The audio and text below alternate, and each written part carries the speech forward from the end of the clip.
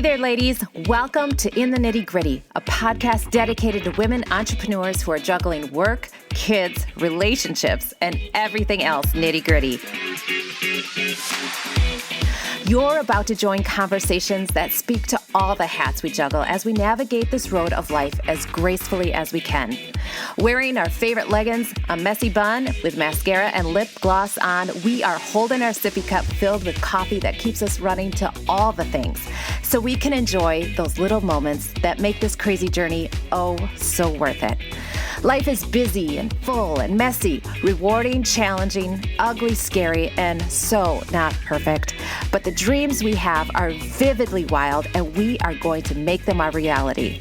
So hoosh up your leggings, ladies, grab your coffee, and let's get real. And now, Melissa Rose, whose favorite wine is beer. Hey there, everybody. Welcome back to another episode of In the Nitty Gritty. I'm Melissa Rose, and it's so great to be here. How are you? Wherever you are listening, whenever you are listening, I so appreciate you taking the time to put me in your ears. Today is January. It's towards the end of January 23rd. And if you are a Wisconsin person, it's January 23rd. And the lull of winter is fully on us. But as I get older, January does go faster. I'm very thankful for that. But we just had a beautiful snowfall last night, and I had a beautiful walk this morning. And today I want to talk about morning routines. I love this topic. This is something that whenever somebody shares about theirs, I tune in because I am always interested to see what similarities we have or what they do, especially if they are super productive. I'm like, what are they doing to set themselves up for success? So I wanted to talk about this. I belong to a networking group here in town, and yes, I get myself out and do face-to-face, and it's so great, and we meet early Thursday mornings, and this was actually brought up a week ago. We talked about morning routines. It was not planned, but it was just one of those things that came up, and everybody wanted to know what everybody did. So I was listening eagerly as well as everybody else, and 3 things people did consistently. It was very interesting, but not surprising. Number 1, positive affirmations. You guys, I learned about positive affirmations over 20 years ago. Like, this is right after college, and I remember thinking, this is so silly. Like, they talked about speaking into a tape recorder, if you know what those are, and playing it back to you. And I did it. I fully signed up for it, and I still do it. So in the group, they talked about positive affirmations and how they do them. And most people wrote them, they spoke them, they had them played back to them, they looked at them. And so I found that very interesting because I also do it. Number 2 is they got outside.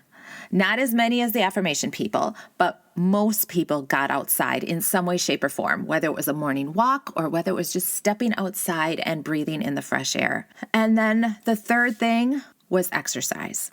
Again, whether it was a walk or going on the treadmill, they all worked those 3 things usually together, and it made me giggle because I am one of those people. So I'm going to share a little bit about my morning routine. And I get asked this a lot because I do have 5 kiddos and it's intense when I do have them. So I really have to be intentional about it. But I have found when I do my morning routine, my day is a 180 than if I do not do my morning routine. And I mean, I do this even on the weekends. So I am very consistent. I'm very boring. It doesn't serve well for dating life. But alas. So I wake up between 4:30 and 5 a.m. and I hit snooze. I'm not the Mel Robbins 5, 4, 3, 2, 1, get out of bed. I really aim to be, but I am not that good. I am better at that on Mondays and Tuesdays than on Thursdays or Fridays. So I get up early. I get my coffee, and as my coffee is brewing, I am setting my podcast up for episodes I want to listen to or my book that I am reading at the current time. I also have a business bestie that I walk or run with. We started out running 4 years ago, but now we walk. It's winter. So I walk/run with her 3 to 4 times a week. Now, you guys, I full on know how lucky I am to have her. That is a big deal in how I have grown my business. She also has grown her business tremendously this past couple years. So having an accountability partner where not only are you getting your exercise accounted for, you're getting your business and your personal life. That is a big time gift, huge. So if you have somebody in your back pocket, use them and lean into each other. So like I said, we do this 3 to 4 times a week. On the other days, I go by myself, and that's when I'm listening to a podcast or my book.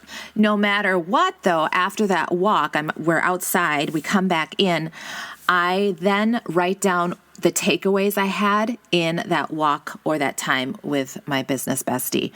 And there's usually a couple things that I can either want to apply to my business or life right now. And there's usually some things that I'm like, I need to think about that, put that in the parking lot, but I still write it down. I have a notebook, and literally it's just a spiral bound notebook. It is not anything fancy. So on the left side page, I will give you these details in case you care. On the left side of the page, so I have my notebook open. On the left side, I write my daily affirmations. I start out with 3 thankfuls. So what am I thankful for today? And they're just short. And then I write down my 10 affirmations. And these affirmations I write in cursive.